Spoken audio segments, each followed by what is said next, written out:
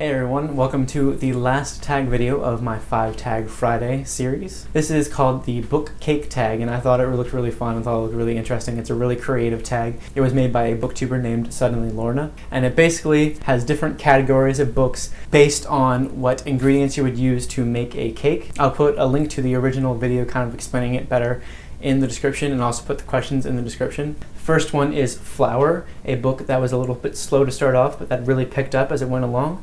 And I'm going to say Lizzie's story, which fits really well because it has flowers all on the hardcover version of it. And it is kind of slow to start out. It's really just a lot of the main character Lizzie's thought processes and flashbacks to things that have happened earlier in her life. But once you get into it, it is amazing, beautiful, and just my favorite Stephen King book, like I've said a few times before. And I just love it, even though it's hard to get into right away. Margarine, a book that has a really rich and great plot.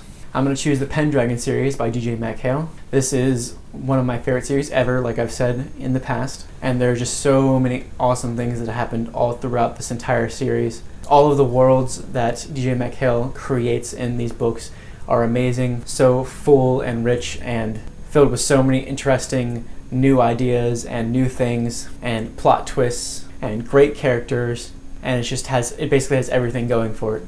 Eggs, a book that you thought was going to be bad but actually turned out to be quite good. I'm going to choose Aragon for this. I read that a long time ago, but I remember thinking it was going to be pretty bad because I had heard that it was written by someone kind of young, Christopher Paolini.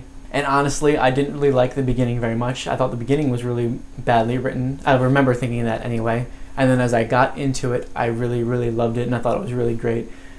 Like I said in my bookshelf tour video, I have not completed the Inheritance series, but I'm going to try to do that this year. Sugar, a sugary sweet book.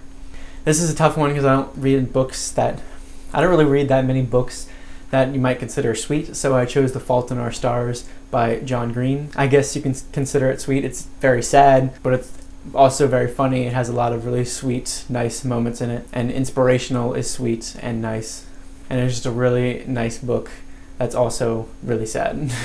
Icing, a book that covered every single element that you enjoy about a book. Funny moments, action moments, sad moments, etc. I'm going to choose Harry Potter series by J.K. Rowling because it just has everything going for it. It is the series that I grew up with and really is the icing on top of my literary cake, so to speak. Sprinkles, a book that you can turn to for a little pick-me-up when you're feeling down. Not so much anymore, but this used to be The Perks of Being a Wallflower by Stephen Chbosky. Whenever I was feeling down, I would read that book in like a few hours, and it would always kind of make me feel a lot better about things. I don't own that book anymore, and I probably couldn't read it and feel the same way now, just because of personal things that have happened in my life recently and everything, but in the past, that definitely would be the book that I would give that answer to.